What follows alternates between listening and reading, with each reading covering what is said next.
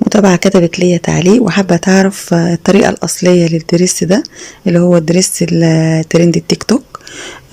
وطبعا نورتني بتعليقها الجميل. ادي طريقة الدريس الأصلية.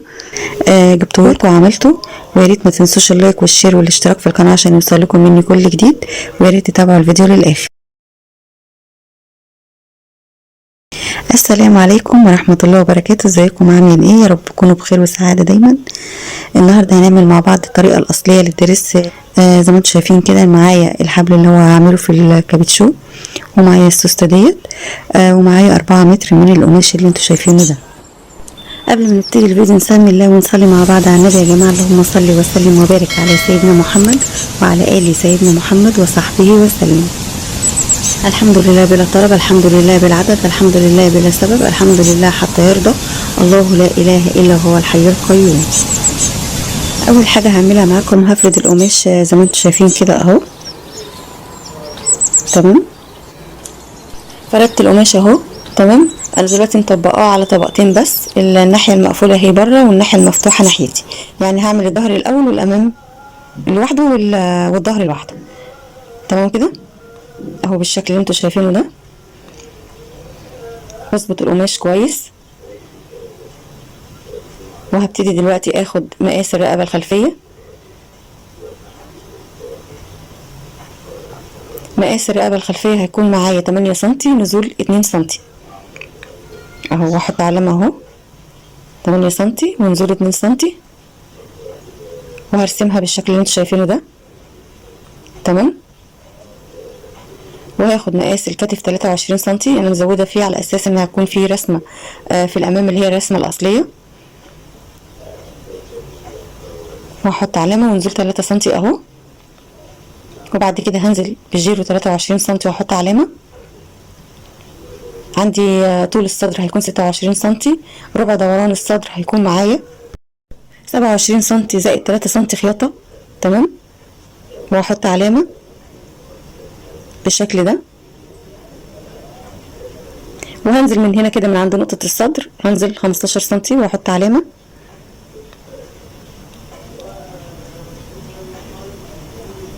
هبتدي كده اوصل النقط ببعضها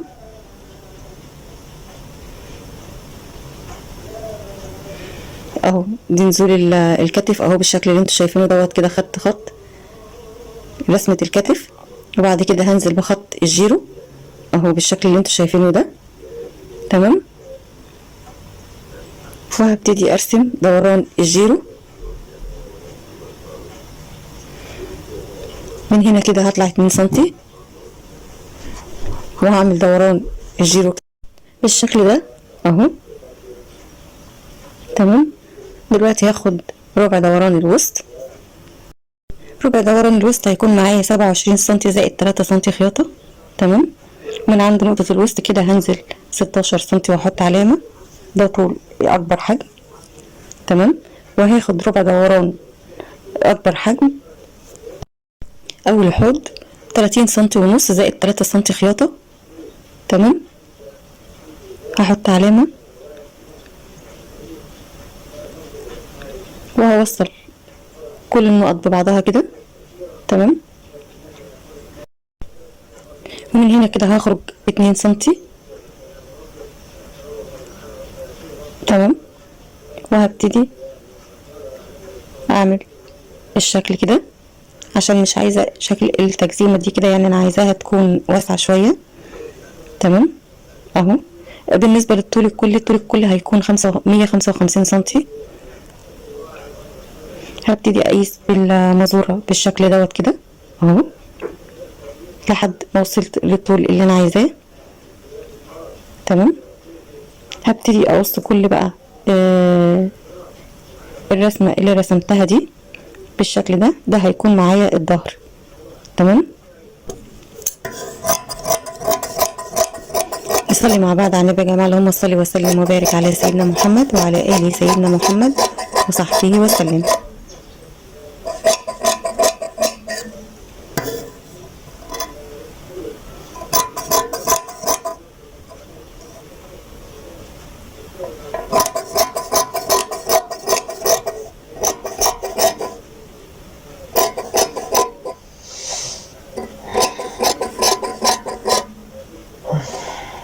وهقص الرقبة بالشكل ده اهو. كده معايا الظهر جاهز.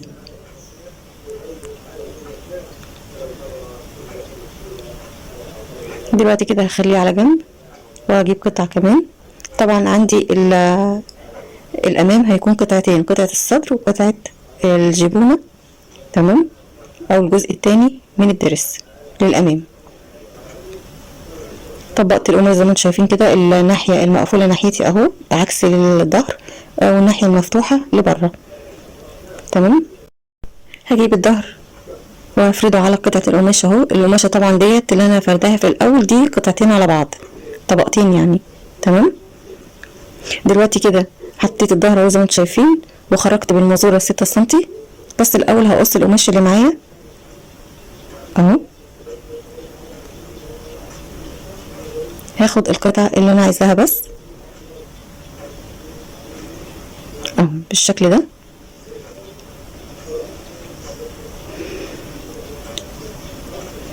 زي ما انتم شايفين كده فردت الظهر على قطعة القماش، تمام.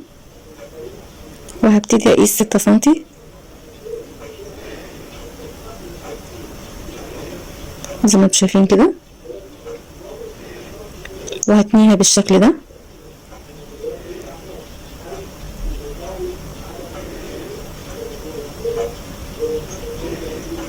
اهو. يعني دلوقتي كده انا خدت 6 سنتي، تمام، وسنتي خياطة وتنيتهم على بعض بالشكل ده زي ما انتم شايفين كده اهو، تمام. وهبتدي ارسم نفس المقاسات اللي انا خدتها في الظهر اهو بالشكل ده، يعني تقريبا كده لحد منطقة الوسط بس. ده منطقة الوسط زي ما انتم شايفين كده. وهقص بقى الجزء اللي انا رسمته اهو،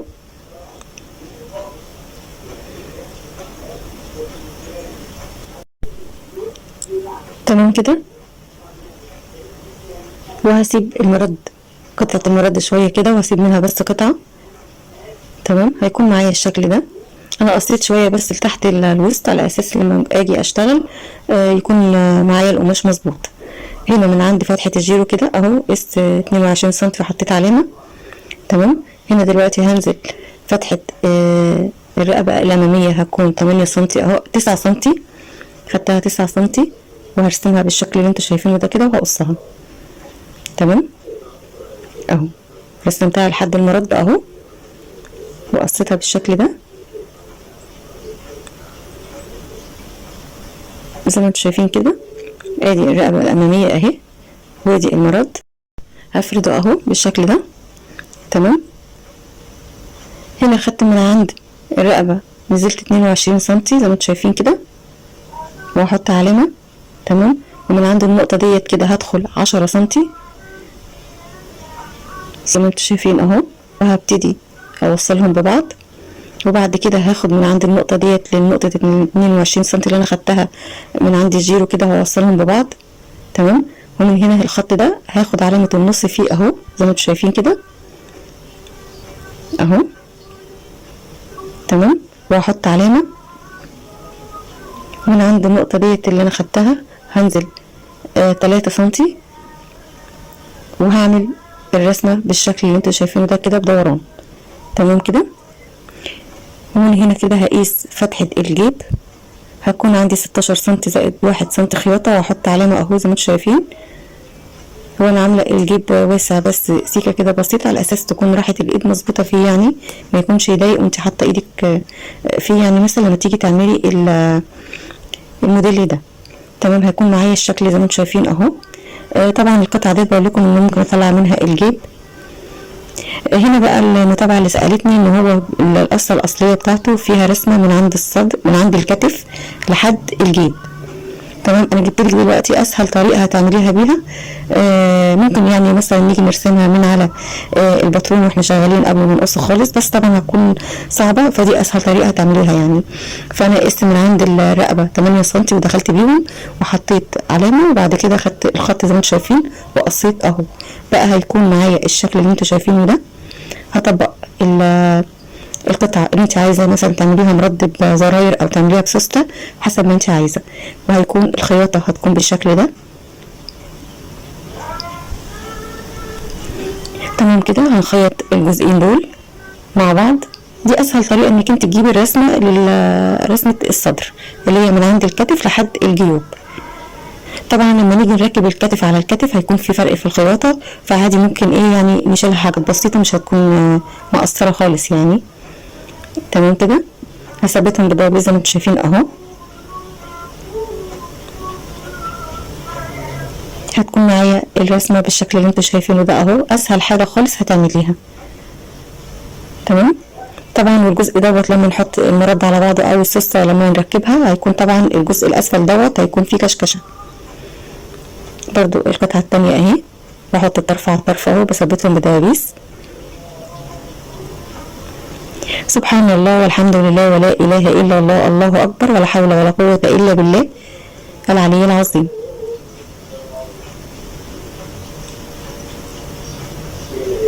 انا جايبه لك الموديل بكل تفاصيله اهو. تمام.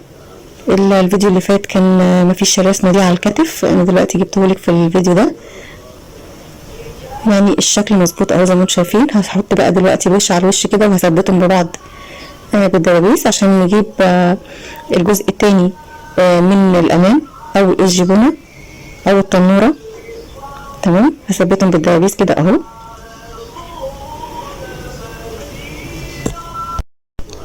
على اساس بس لما نيجي نقص ما يكونش القماش مش مظبوط معايا عشان يكون القص كويس يعني. دلوقتي هعمل كده تعديلات الامام. هاخد بس يجي نص سنتي اهو، ومن عند الكتف برضو نص سنتي على ما فيش. تمام كده.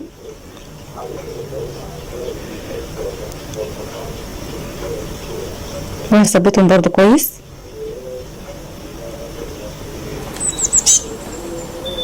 وادي المرد اهو برضو هثبته.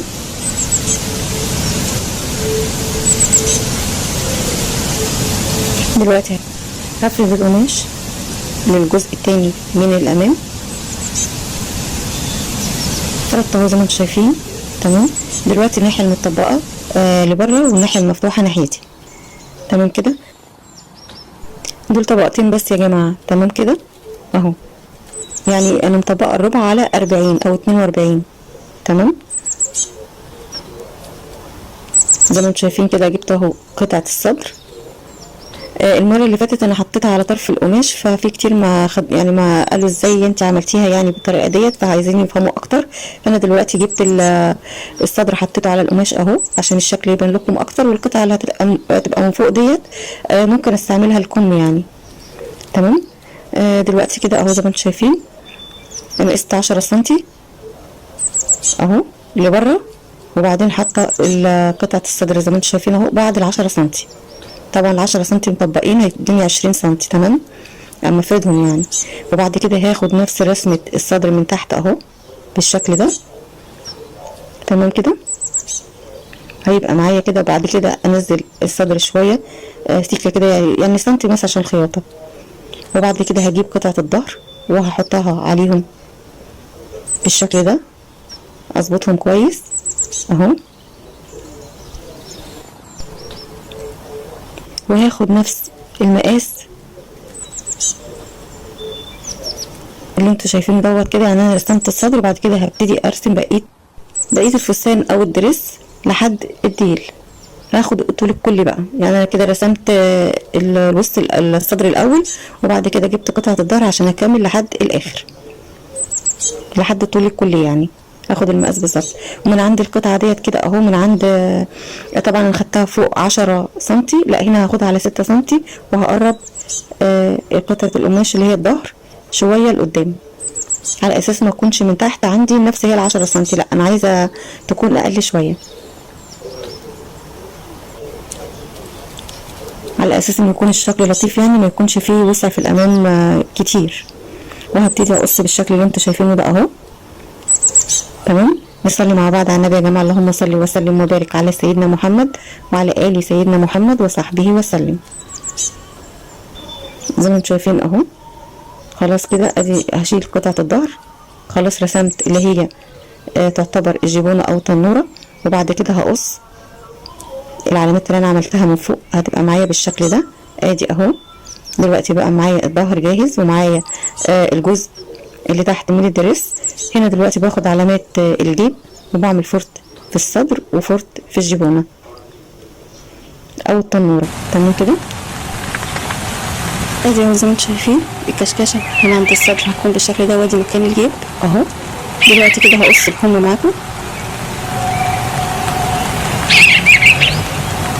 هجيب قطعه القماش، طبقات القماش كده بالشكل اللي انتوا شايفينه دوت كده، وبساوي الطرف من القماش. تمام. وهبتدي اخد مقاس طول كل الكم، هيكون معايا 60 سم زائد 5 سم بالاستيك عشان اعمله عريض شويه، وهقص زياده. تمام. نص عرض الكتف هيكون معايا 24 سم، انا مزوده سنتي عن فتحه الجيرو. تمام كده.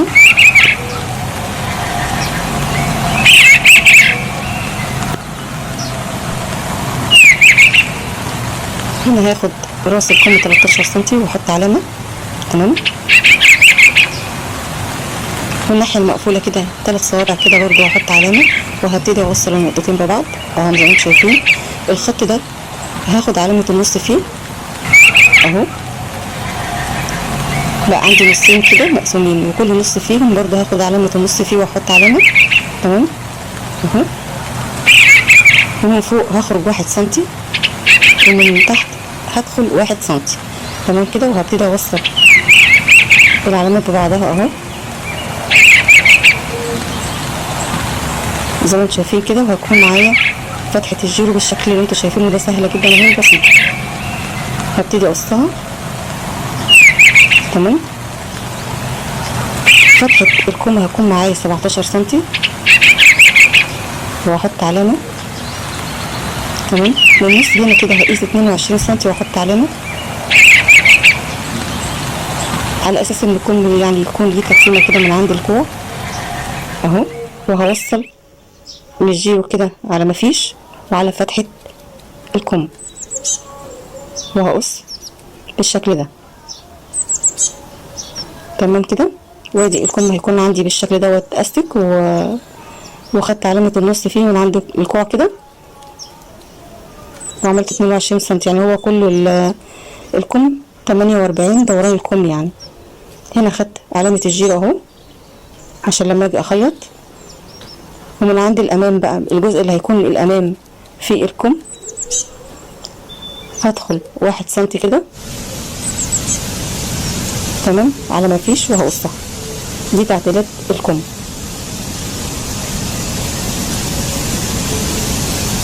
هيكون معايا بالشكل ده. فطبعا كده هيكون الكم معايا يمين وشمال، فانت لما بتيجي بتقصي بتحطي الوش على الوش، وبعد كده بتقصي الكم. تمام كده. دلوقتي كده هطلع الجيوب، الجبين يعني. تمام اهو. هقيس عرضها 21 سم والطول 22، وهقصها كده. تمام. انا كده مطبقه القطعه اللي معايا ديت 4 قطع، يعني 4 طبقات. هيكون معايا وهو مفروض 42 سم. تمام. في طول 22 اهو كده. يعتبر كده الجيبين مطبقين، كل جيب مطبق طبقتين اهو زي ما انتم شايفين. هساوي الجيب بالشكل دوت، هشيل البورصل منه اهو.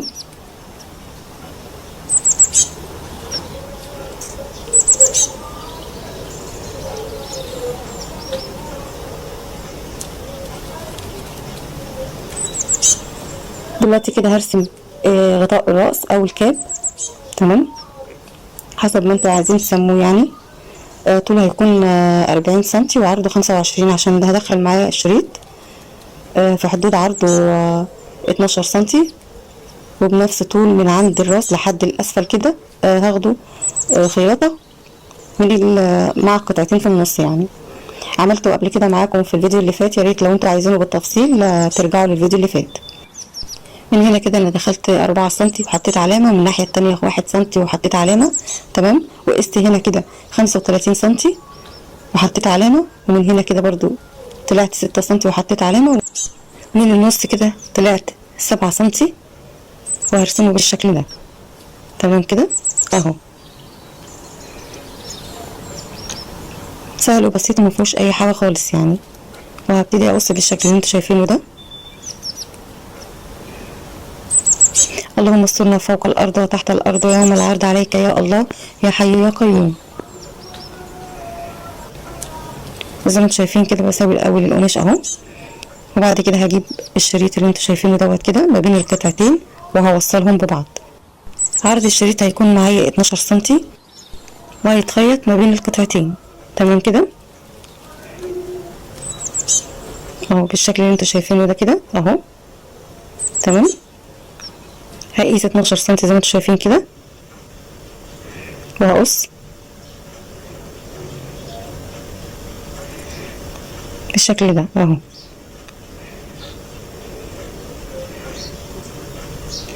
هعمل له برضو بطانة، يعني هيكون المفروض انه يكون من اللون الكحلي الغامق، بس للأسف مش عندي إلا اللون الأسود، فتمام يعني برضه هيكون مديله شكل حلو مش وحش.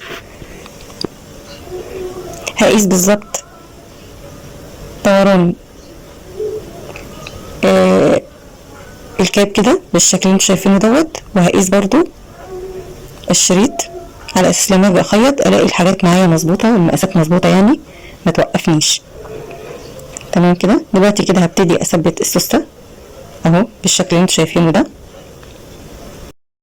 هنا البنده العريضه هتكون من ناحيه اليمين عشان تتقفل على الشمال في الجزء اللي هو الحريمي يعني. تمام زي ما انتوا شايفين كده اهو. هاخد 2 سنتي ومن بعدها هركب السوسته. لو انت عندك بقى الدواس اللي هو بيركب السوسته هيبقى تمام يعني.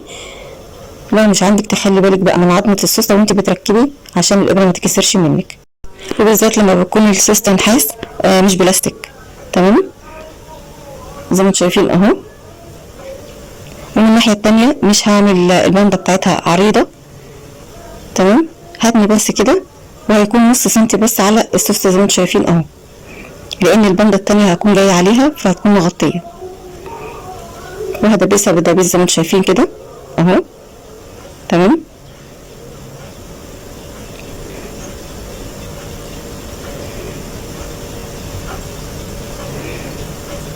نصلي مع بعض على النبي يا جماعه. اللهم صل وسلم وبارك على سيدنا محمد وعلى ال سيدنا محمد وصحبه وسلم. وهقفل السوسته زي ما انتوا شايفين كده عشان برضه اشوف انها مرتاحه في القفل ولا لا اهو بالشكل ده. وادي البنده اهي بتبقى جايه على الجزء الشمال. تمام هخيط بقى الصدر الجزئين اللي في الجنب دول والسوسته وارجع لكم تاني كده مع الكشكشه برضه هكشكشها. تمام كده انا خيطت الصدر اهو وخيطت السوسته زي ما انتم شايفين اهو. تمام ادي رسمه الصدر شكلها شيك جدا وجميله. طبعا الطباشير مبين في الجزء دوت عشان تشوفوا بالظبط الرسمه عامله ازاي. وادي السوسته اهي. ادي البنده اللي ناحيه اليمين اللي هتتقفل على الشمال، وادي الجزء التاني نص سنتي بس. تمام وطبعا تنيت زي ما انتم شايفين كده اهو من الناحيه دي كده ومن الناحيه دي. بقى عندي جزء الصدر اهو جاهز. تمام وادي الشكل اهو الرسمه اللي كانت المتابعه عايزاها. تمام باسهل طريقه. ودلوقتي كده جبت الجزء التاني من الدرس وعملت الكشكشه زي ما انتم شايفين اهو بالظبط. هبتدي من عند الخياطه اللي على الصدر او الكشكشه من الناحيه دي ومن الناحيه دي. تمام وادي الجيبين اهم هيكونوا الفرط على الفرط فيهم وهركب الجيب. دلوقتي كده هحط الوش على الوش اهو والكشكشه هحطها على الجزء الصدر اللي هيتركب فيه. بس الاول هاخد علامه الفرط هنا وعلامه الفرط في الصدر. تمام كده اهو. احط الفرط على الفرط اهو واجيب الدبوس واثبتهم ببعض.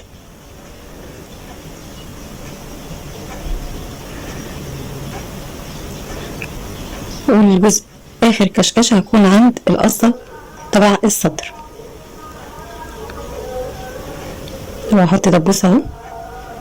ومن هنا كده هحط الفرط على الفرط كده وهخيط الجزء اللي قبل الجيب وهسيب فتحه الجيب مش هدبسها بالدبيس، هسيبها مفتوحه كده زي ما انتم شايفين. ودي الناحيه التانيه برضو نفس الحكايه. اخر كشكشه على جزء خياطة الصدر، وهحط الفرطة على الفرطة اهو، وهثبت بالدبوس، وهسيب برضو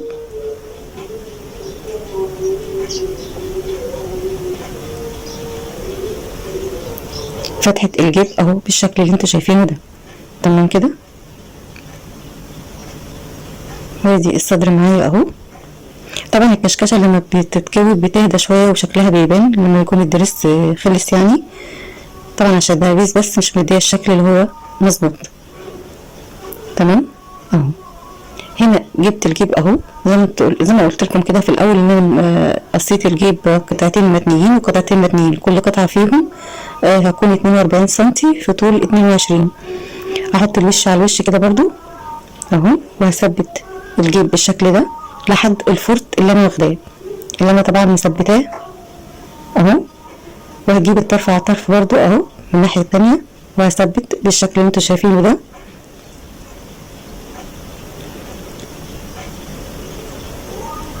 اهو لحد برضو اخر منطقه الجيب اهو. هيكون عندي الجيب هيكون فيه زياده شويه، هسيبها لراحه الجيب يعني اهو. هيكون معايا بالشكل اللي انتوا شايفينه ده كده.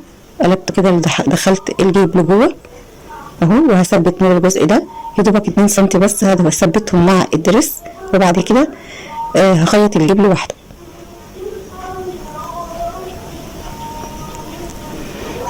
وهيكون الجيب معايا بالشكل اللي انتوا شايفينه ده اهو. تمام. والجيب التاني برضه هعمله نفس الحكايه، وادي الكشكشه مظبوطه اهي مع رسمه الصدر. خيط الكشكشه مع الجيوب بالشكل ده، وخيطت الجيب حوالين داير بالشكل ده زي ما انتم شايفين، ثبته بس 2 سنتي، وخدت من هنا كده بدوران وهقص زياده اهو بالشكل اللي انتوا شايفينه كده. تمام. وبرضو الجيب التاني نفس الحكايه، هشيل منه الزياده، ثبته برضو حوالين داير، هتثبته مع الدرس في الجزء اللي فوق دوت 2 سنتي، وبعد كده يتخيط لوحده. ودي الجزء الامام اهو، هجيب جزء الظهر وهثبت الاكتاف مع بعض، هحط الوش على الوش زي ما انتم شايفين اهو. تمام.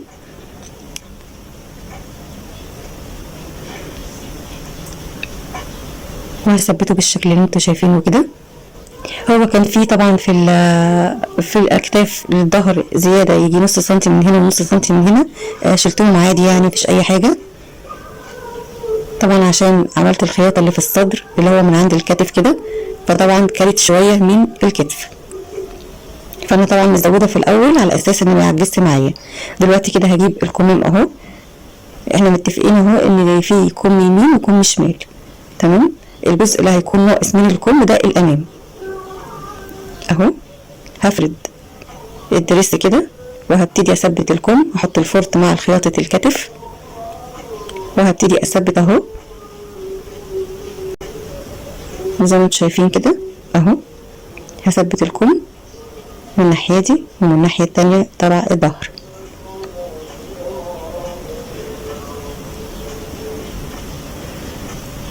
ندعي لاخواننا بغزة يا جماعه، ربنا يهون عليهم الشتا ديت ويهون عليهم كل صعب. وادي الكم التاني اهو نفس الحكايه، هثبته برضو زي ما انتم شايفين كده اهو. ثبت الكمام. تمام. هخيطهم وارجع لكم تاني.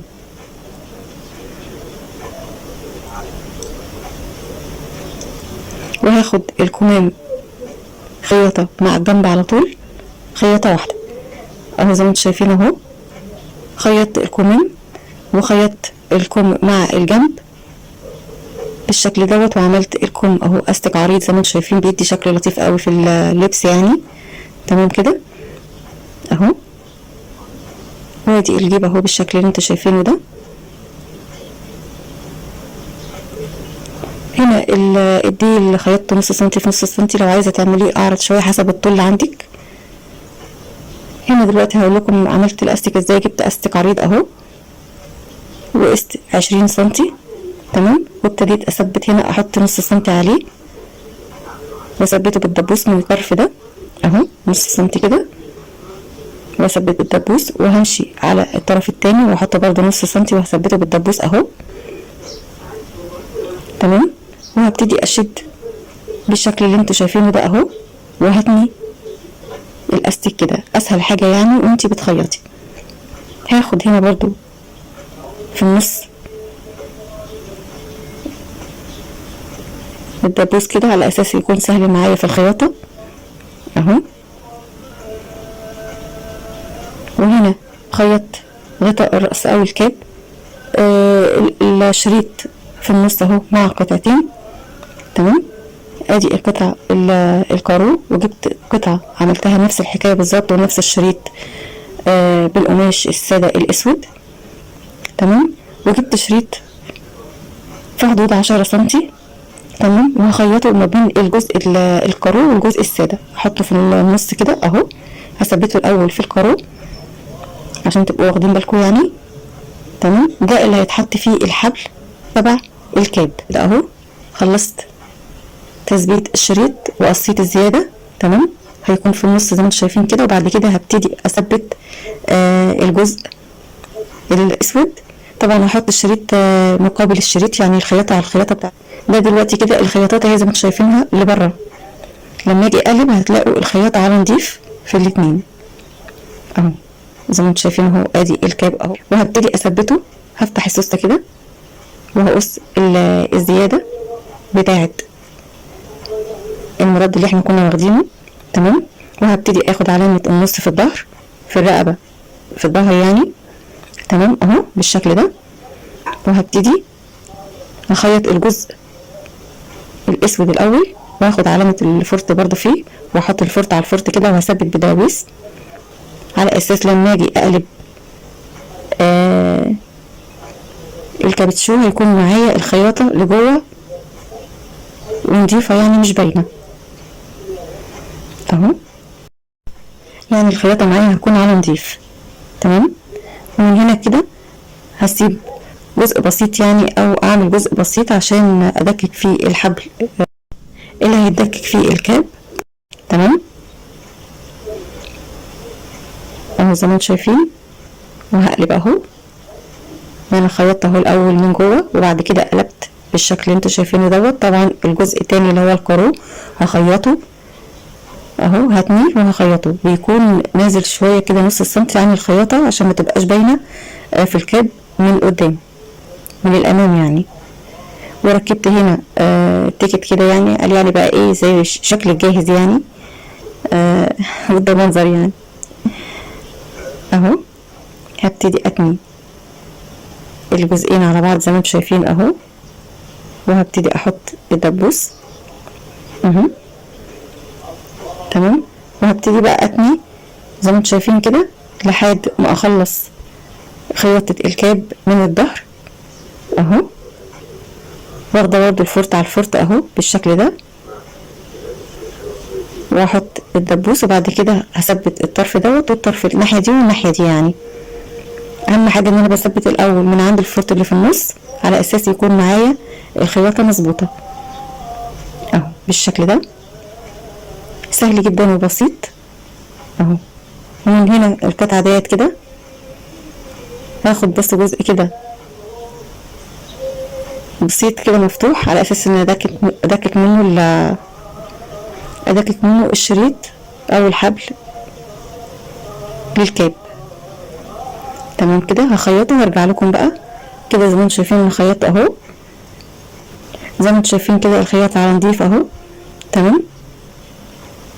ومفيش خياطة باينة عندي من جوه كده يعني اهو. وادي الدرس اهو جاهز معايا. هبتدي بس ادكك الحبل، دي اخر حاجة، ويكون الدرس خلاص كده جهزناه. سهل وبسيط جدا. يا ريت لو انت فضلتي معايا في الفيديو لحد هنا تنزلي وتكتبي في التعليق اللهم صل وسلم وبارك على سيدنا محمد وعلى آل سيدنا محمد وصحبه وسلم. ويا ريت يكون الفيديو عجبكم وكان خفيف عليكم وشفتوا القصة الأصلية للدرس اللي ترند على التيك توك. تمام. زي ما انتم شايفين اهو ادي الشكل النهائي للدرس. بصراحة بقى شكله قمر بجد يعني، والرسمة اللي هي على الكتف ديت تحفة تحفة بجد. وعملي جدا جدا في اللبس، وشكله شيك قوي يعني بصراحة. يا ريت بقى تقولوا لي ايه رأيكم فيه. ودي التيكت برضو بيدي شكل برضو حلو. والاستيك العريض في الكم برضو بيبقى افضل بكتير من التانية الرفيعة. في الاستيك بيبقى شكله مش لطيف شوية يعني، انا بحب اكتر اللي هو الاستيك العريض ده. ودي الشكل النهائي خالص اهو. يا رب يكون عجبكم، والسلام عليكم ورحمة الله وبركاته.